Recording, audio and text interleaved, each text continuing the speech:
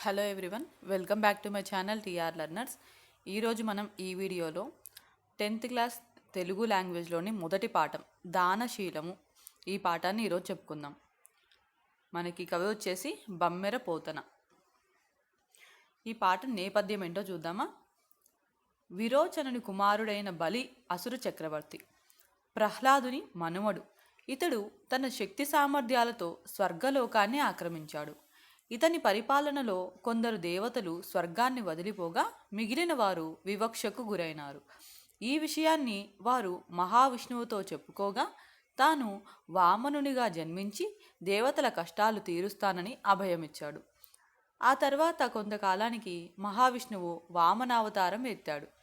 బలి నర్మదా నదీ తీరంలో యాగం చేస్తుండగా వామనుడు వెళ్ళి తనకు 3 అడుగుల నేల కావాలని కోరగా తాను ఇస్తానని బలి మాట ఇచ్చాడు. రాక్షస గురువైన శుక్రాచార్యుడు వామనుని మాటల్లో ఏదో మోసం ఉందని గ్రహించాడు. బలి చక్రవర్తిని దానం ఇవ్వవద్దని అన్నాడు. ఇచ్చిన మాటకు కట్టుబడే తత్వాన్ని, దానం చేయడంలోని గొప్పదనాన్ని తెలియజేయడమే ఈ పాఠం యొక్క ఉద్దేశం అన్నమాట. అయితే పాఠ్యభాగ వివరాల్లోకి వచ్చేసేసరికి ఈ పాఠ్యభాగం పురాణ ప్రక్రియకు చెందింది. ఏ ప్రక్రియకు? పురాణ ప్రక్రియకు చెందింది. పురాణం అంటే పాతదైనను కొత్తగా భాషించేది. పురాణాలు 18. వీటిని సంస్కృతంలో వ్యాసుడు రాశాడు. ఇందులో భాగవత పురాణం ఒకటి. భాగవతాన్ని పోతన తెలుగులోకి అనువదించాడు. ప్రస్తుత పాఠ్యభాగం శ్రీ మహాభాగవతం 8వ స్కందంలోని వామన చరిత్రలోది. కవి పరిచయం వచ్చేసేసరికి పోతన జనగామ జిల్లా బమ్మెర గ్రామంలో నివసించేవాడు. తల్లి లక్కమాంబ, తండ్రి కేసన. పోతన సహజ పండితుడని ప్రసిద్ధి.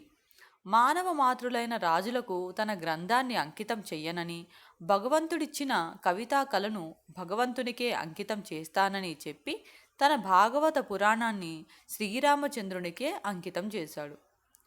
శబ్దాలంకారాల సొగసుతో భక్తిరస ప్రధానంగా ఇతని రచన సాగుతుంది. పండిత పామర జనరంజకంగా రాయడం పోతన ప్రత్యేకత.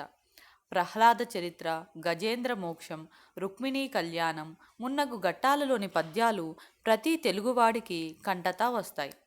పోతన రచనా శైలి, మధుర భక్తి తరువాత కవులకు ఒరవడిగా నిలిచాయి.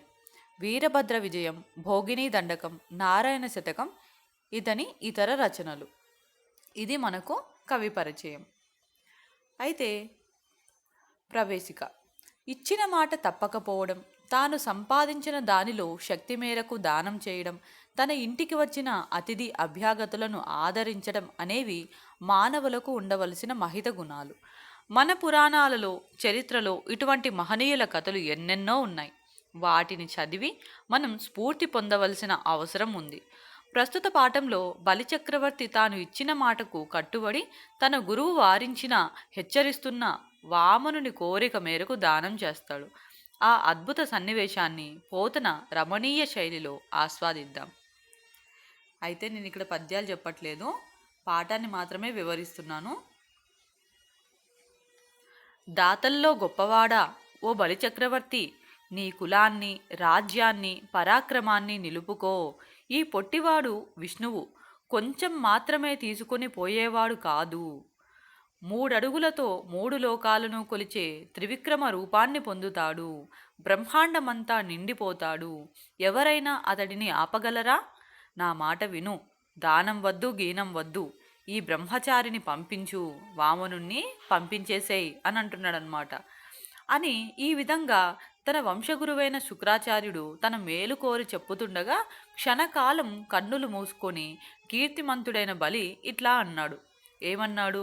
ఓ మహాత్మా, నువ్వు చెప్పింది నిజమే. లోకంలో గృహస్థుల ధర్మం కూడా ఇదే. అర్థం, కామం, కీర్తి జీవనాధారం. వీటిలో ఏది అడిగినా ఇస్తానని చెప్పాను. ఇప్పుడు ధనంపై దురాశతో లేదని చెప్పి తిప్పి పంపించలేను. ఇచ్చిన మాట తప్పుట కన్నా పాపం లేదు. పూర్వం భూదేవి ఎటువంటి చెడ్డ పని చేసిన వానినైనా భరిస్తాను, కానీ ఆడిన మాట తప్పిన వానిని మాత్రం మోయలేను అని బ్రహ్మతో చెప్పింది కదా.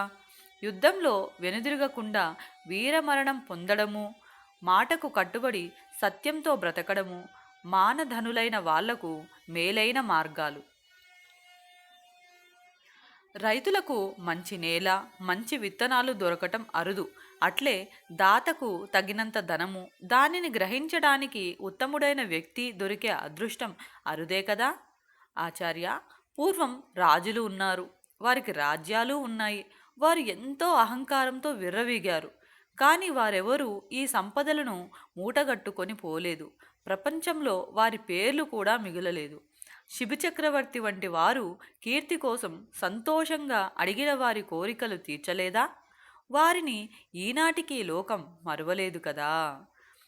మహానుభావ, ఎడతెగని యజ్ఞాలు పుణ్యకార్యాలు ఎన్ని చేసినా విష్ణువును చూడడం సాధ్యం కాదు.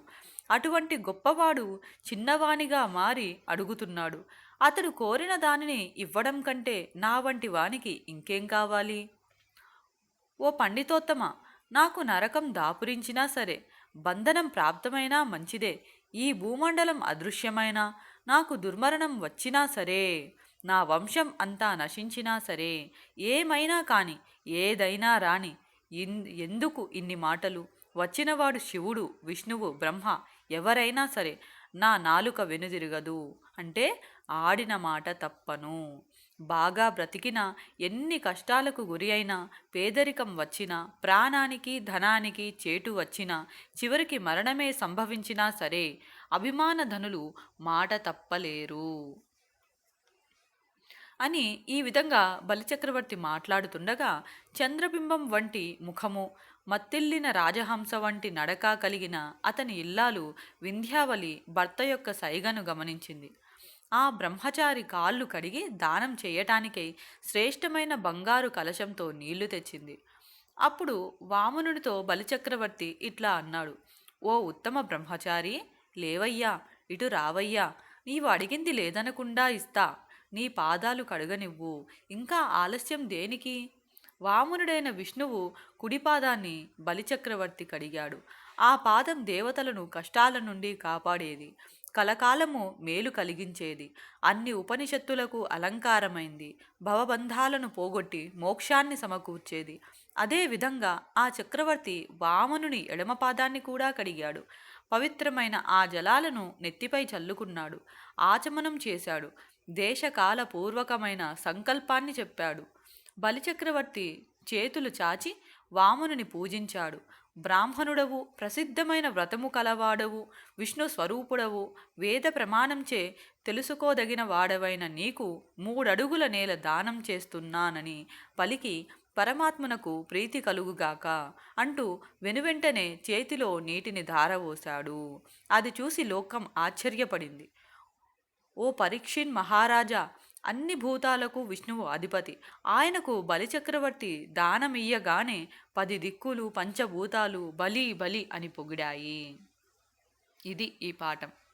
చూసారా బలిచక్రవర్తి ఎంత గొప్పవాడో? వాళ్ళ గురువు ఆయనకు అన్ని విషయాలు చెప్పాడు. వచ్చింది బ్రాహ్మణుడు కాదు, విష్ణుమూర్తి, ఇక్కడ ఏదో మోసం ఉంది, అతను అడిగే దాంట్లో ఇవ్వద్దు అని చెప్పేసి ఎంతలా చెప్పినా సరే ఆయన మాత్రం ఏం చేశాడు? ఆడిన మాట తప్పను అని చెప్పేసి వామనుడికి, అంటే వామనుడి రూపంలో వచ్చిన విష్ణుమూర్తికి 3 అడుగుల నేల ఇవ్వటానికి పూనుకున్నాడనమాట. ఆయన ఏ విధంగా ఇచ్చాడు?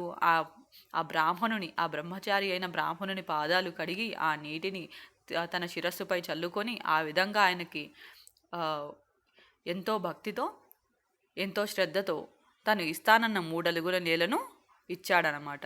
అది ఈ పాఠం యొక్క సారాంశం. అర్థమైందా? ఇంకేమైనా డౌట్స్ ఉంటే కమెంట్ సెక్షన్లో కమెంట్ చేయండి. ఈ వీడియో మీకు నచ్చినట్లయితే లైక్ చేయండి, షేర్ చేయండి అండ్ సబ్స్క్రైబ్ చేసుకోవడం మాత్రం మర్చిపోవద్దు. Thank you for watching.